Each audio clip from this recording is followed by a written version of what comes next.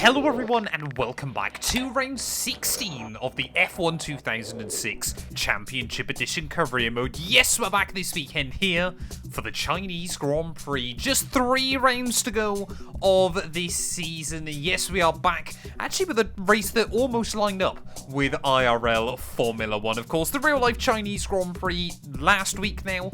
And obviously, yeah, we're back in this series. If you missed out on the Italian GP, go back, check it out. It was quite an interesting one from the Temple of Speed. But of course, unfortunately, we are mathematically out of the Drivers' Championship. To be honest, unless Fernando Alonso has an utter disaster, basically now what we're aiming for is to finish best of the rest between now and the end of the season there. Giancarlo Fisichella 9 points clear of Michael Schumacher. It is still a 4-way fight for the Drivers' Championship, but I'm hoping as we return to Shanghai this weekend, this should hopefully be a good track for us. I believe we won this race. Yeah, we did win this race last season. I think we should have done as well in Season 1, so hopefully we can get another 10 points on the board and prove to one of the big teams why they should still be interested in signing us. I'm returning then to Shanghai for obviously what at the time was just the 3rd ever Chinese Grand Prix, and the last Formula 1 Grand Prix that Michael Schumacher would ever win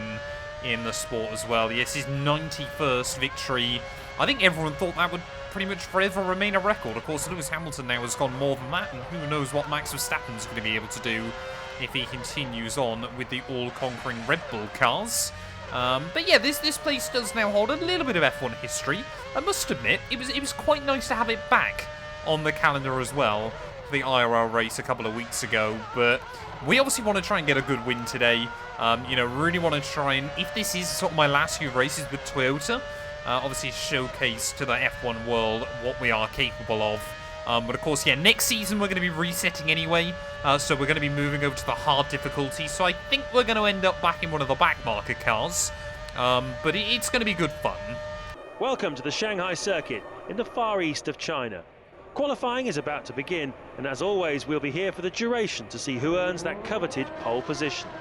First though, session 1 is about to get underway, and we'll find out who will be making up the other end of the grid. Well, I'm kind of hoping then this episode is going to showcase obviously why we're moving away from the medium difficulty. As we've seen, admittedly a lot of times this season, I think there's still kind of been some confusion as to why I'm kind of giving this series up. Obviously, apart from the obvious fact that F1 24 now is going to be out in less than 1 month's time, get yourself subscribed if you want to see some content on that. Ultimately, yeah, the medium difficulty, it's kind of meant that, I mean, we've taken so many pole positions this year, and it's basically then just been either that we dominate a race, or we basically don't score. I think we've had like 3 Grand Prix this year where we've finished and not won. It has basically just been a win it or bin it strategy. Sadly, often the answer seems to be bin it still.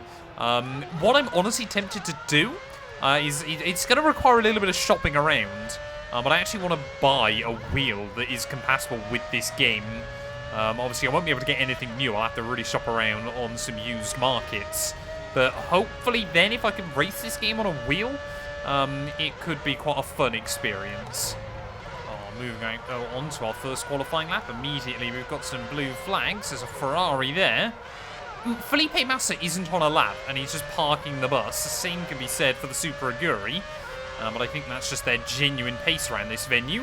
Somehow we have managed to navigate that quite well. I also, yeah, absolutely think I probably have earned a break on this game. I feel like everyone kind of holds it in such a high regard as like the greatest F1 game ever. And I want to believe that this series maybe has proven just how much better Formula 1 games have become. The AI are awful. Most of the tracks aren't very accurate. There's no safety cars, there's no red flags, there's not even an auto-save feature. F1 games have come a long, long way. I think people hold this game in such high regard. You know, the formation lap, yeah, is quite cool and things like that, and the kind of the in-race commentary, but ultimately people love it because it's just very difficult. Anyway, yeah, little rant over then to kickstart another episode of this series. No shocks out in Q1. I guess the fact that Toro Rosso is the slowest of anybody is quite disappointing. Luizzi, somehow 3 seconds slower than a Midland, but I think we can probably just skip straight to the end of Q3. Actually, to be fair, this lap's felt pretty well dialed in up to this point. Don't make a mistake through the final corner.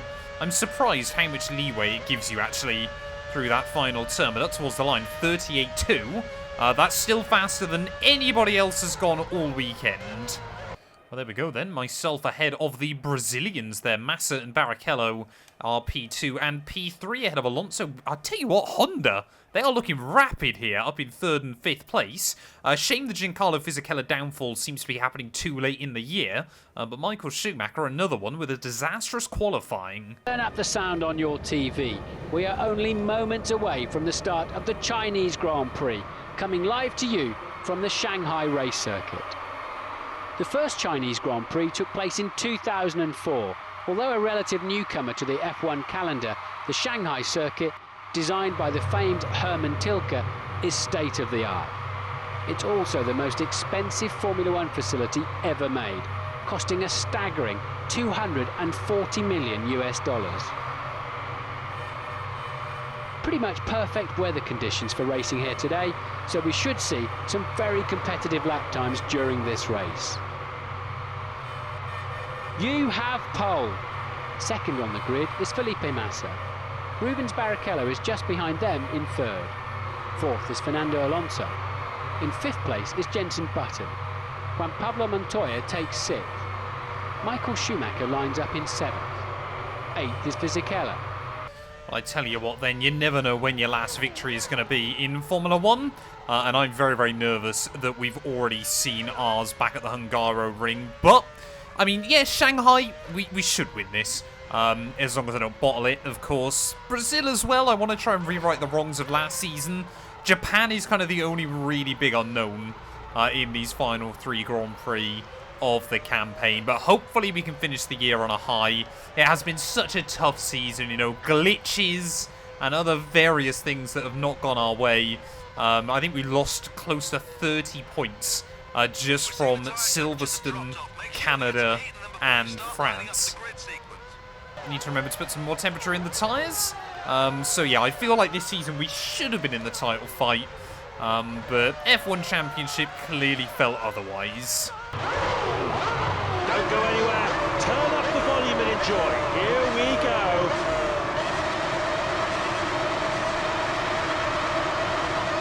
We are racing!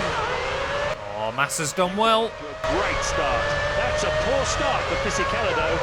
There's nothing to separate them as they hurtle towards turn 1. Always get scared when you just see a Ferrari on your inside. Where am I going? Hold on. Oh, where am I going? The understeer at the start of this race, man. Tyres have reached a good heat and grip level should be pretty good. Well, I'm not sure how Fisichella's had a bad start then, as he's already up 2 places at the start of this race. But we are under so much pressure from Felipe early on. Of course, him and Fernando Alonso desperately need wins at the end of this campaign if they want to try and hang on in the title fight. But we are going to make life as difficult as we possibly can for them. I would love to go into Brazil with no possibility of losing a place in the championship. I think that's probably our goal at the moment.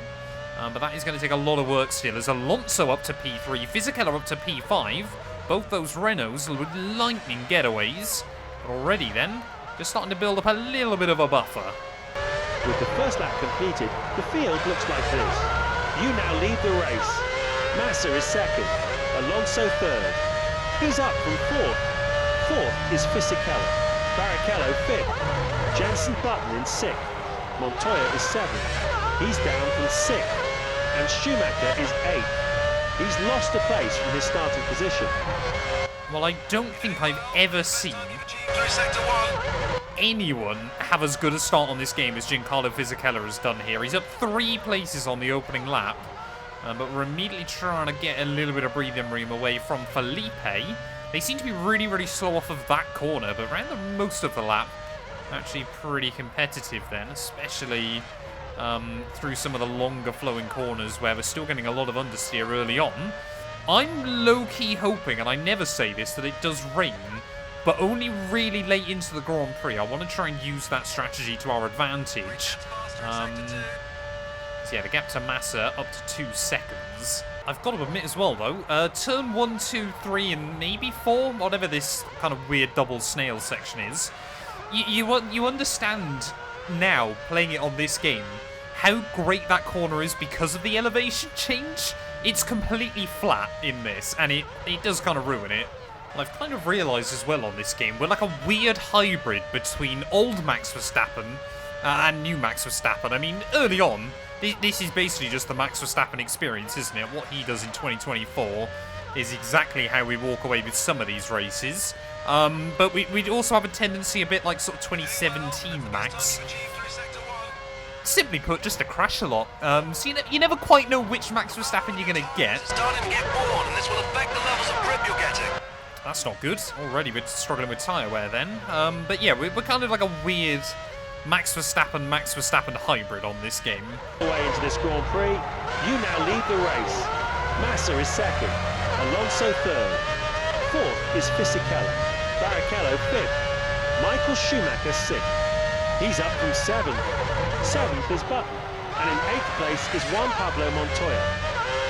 Michael Schumacher, then desperate to try and keep his championship hopes alive, is slowly moving his way through the order.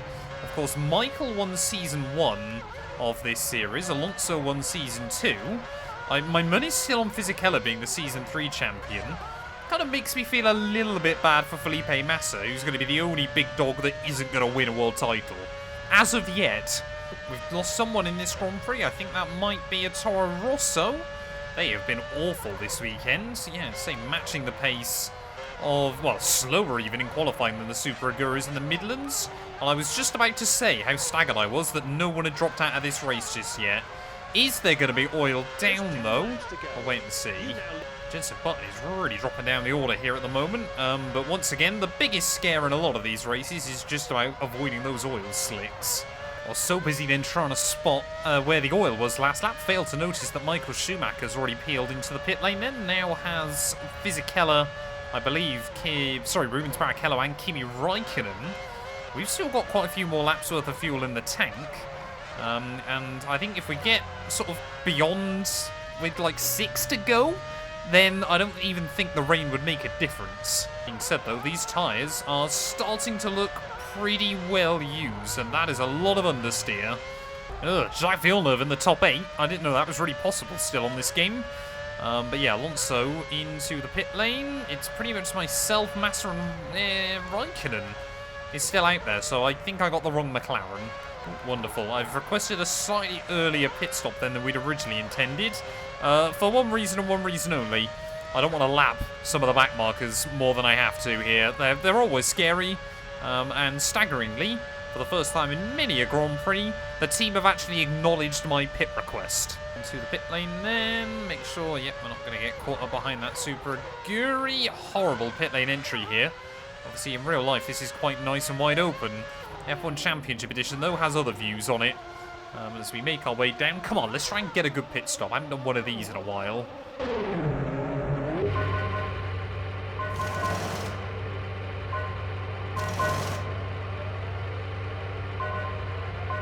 Whoa. 8.7. I always say anything under 9 I'm happy with. I don't actually know what the quickest pit stop time you can do is on this game. My guess would be like high 7s. I don't really know though, but yeah, back out though. Easy out there until the tyres are shown as green on the indicator. Whilst they're blue, you'll have less traction. Yeah, still in the lead of the Grand Prix. Just got to get these tyres up to scrub and hope that I don't have to lap anyone before the end. What is that? That Super Aguri, I'm adamant, just broke there on the racing line. That's why the AI is so slow through that corner. And yeah, I'm a little bit gutted that I'm having to lap them still before the end of this race. That's not good. Not towards the end. Come on, that Super Aguri luckily is a bit further behind. We'll make our mistake for the race. Will I get a slowdown? Of course. Somehow from that, you get a nice 2-second slowdown as well. Oh, come on, a little over 2 laps to go, and we've got some lap cars again. I mean, how early are you on the brakes there, Mr. Midland? No, please don't block my line. Come on, let me buy, let me buy, let me buy, let me buy, let me buy. For some reason, I believe in... What are you doing? Just get out of the way, man. For some reason, I believe in my head, if I tell them to let me buy, it makes them listen.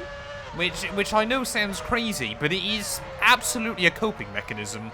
And I get that their cars are incredibly slow, but I also get that they do in fact have eyes. See, that's how you do it. There's one Super Aguri that is normally pretty good to me. I mean, come on then, second Midland. This should be quite an easy one for you to let me buy, surely, down this monstrous back straight. See what kind of speed we can get out of the car as well in the wheel tracks. Absolutely nothing at all, apparently. Oh no, there we go. We're starting to build up some RPMs. How early do you brake? Ugh. I knew we had to send it then because I was worried we were going to run into the back of them. Genuinely then, could have been race over with 1 lap to go here. You've started the final lap of the race in the lead.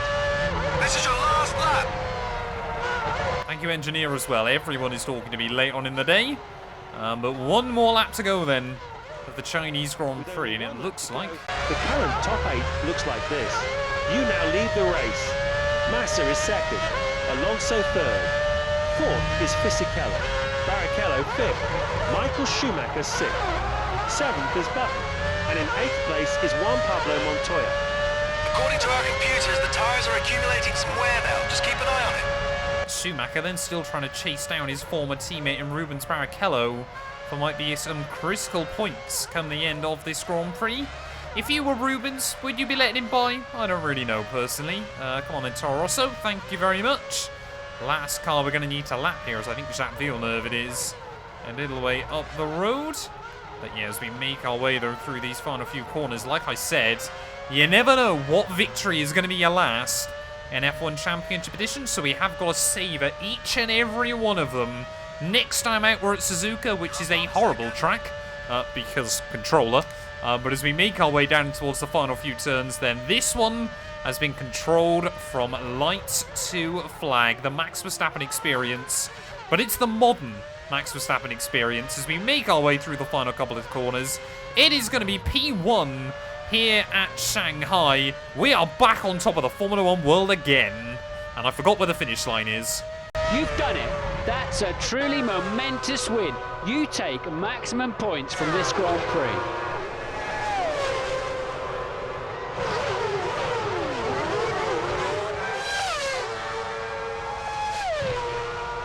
Massa will hang on to finish in second.